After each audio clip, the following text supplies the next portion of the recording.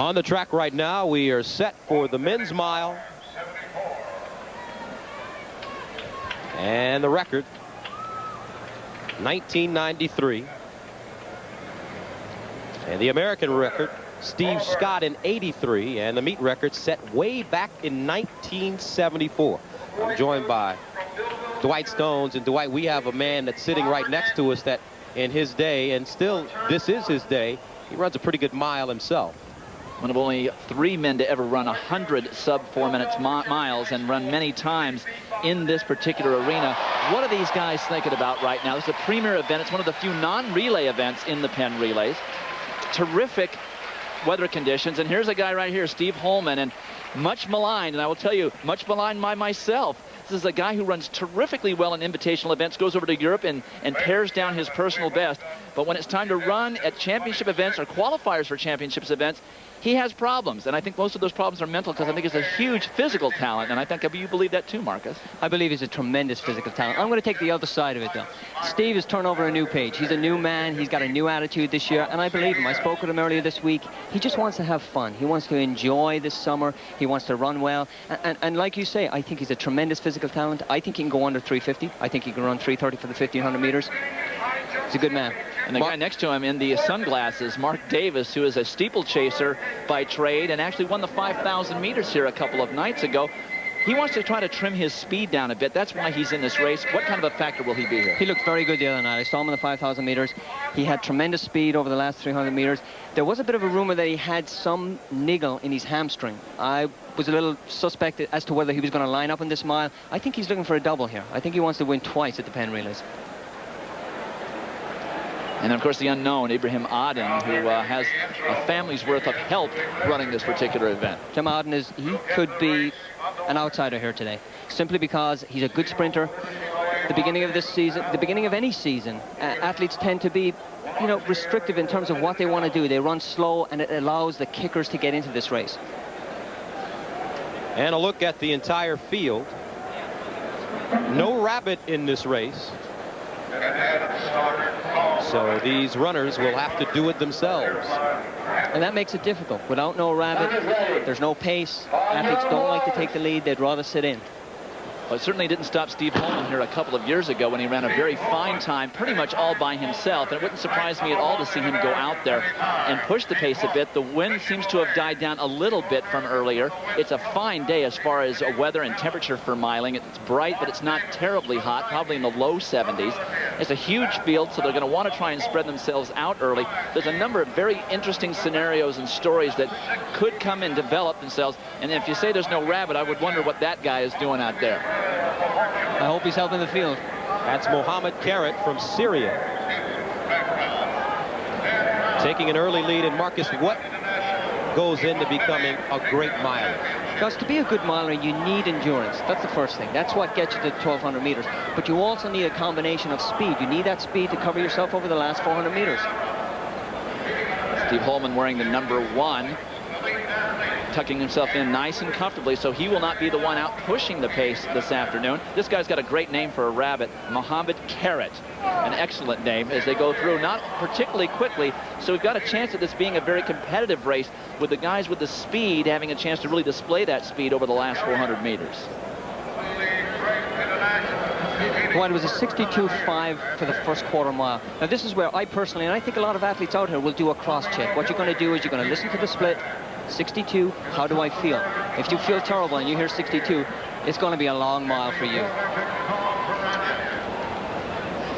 And at this point in the season also, Marcus, I'm wondering, I mean, it's a nice day today, but much of the weather that's been leading up to this time of the year in different parts of the country make it difficult for an athlete to really know where they're at the end of April. A lot of the season is still left. Is this a gut check for a lot of the athletes, this particular event? Exactly, Dwight. This is a dilemma that most of the athletes, any athlete in any event, is faced with in the beginning of the season.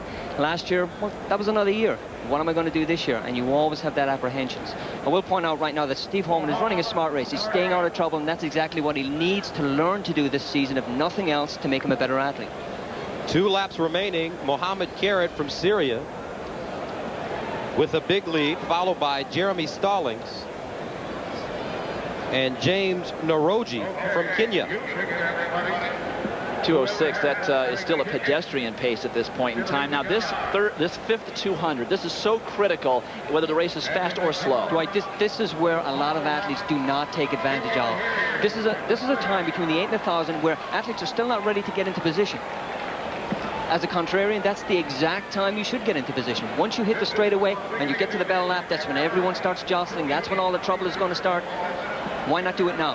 Holman coming up on the outside as we approach 100 meters left in the third leg. And some other problems that we've got, and they're starting to sort themselves out a bit in this pack, but about 50 meters ago, they were way too tight because of the pace being so slow. As we come up to the bell, guys are starting to spread themselves out. You can see it. They're starting to run hard right now. The pace is significantly picked up. Steve Holman's in great position. He's running smart. Whatever happens in the race, whatever the outcome, he's running a smart race, and that's good. Right now, Holman in third. Keep an eye on Aden. He's still there. He's in second place. I was beaten in Bermuda early this year. I know how fast he can kick. Down the back stretch, and the pace begins to quicken.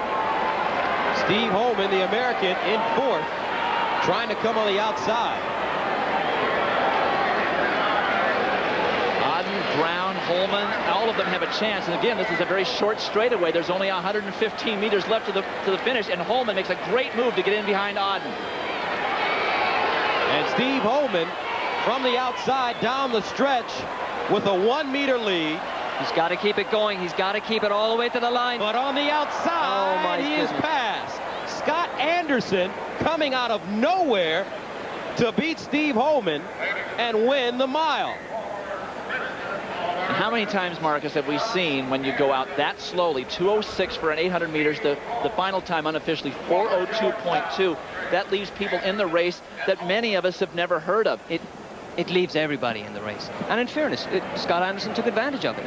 Steve, I think he thought he had it. 5 or 6 yards out. There's a tendency for most athletes to just ease up. And for Scott Anderson, formerly a Princeton Tiger, this has to be the biggest win of his life. Well, Dick Masback, our former colleague and now the executive director of the USA Track and Field, would love this. He is a Princeton grad. He was a miler at Princeton, and he's got to be jumping for joy on the other side of the stadium to see an ex-Princeton miler win that race. And he's right now standing next to Michelle Tafoya. Congratulations. Talk about that final lap and what your strategy was to get past Holman and the others. Well, to be honest, I work out with Holman, and I'm so used to just focusing on him, and I mean that helps a lot. That's like my most comfortable position, being right behind him, and today I just happened to have a little more than he did, but it was a tough race.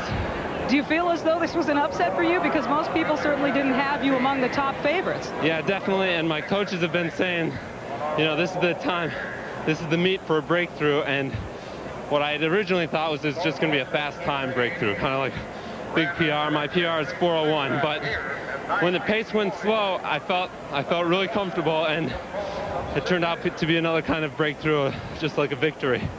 I'm happy with it. Congratulations. Thanks a lot. Let's send it back up to you guys.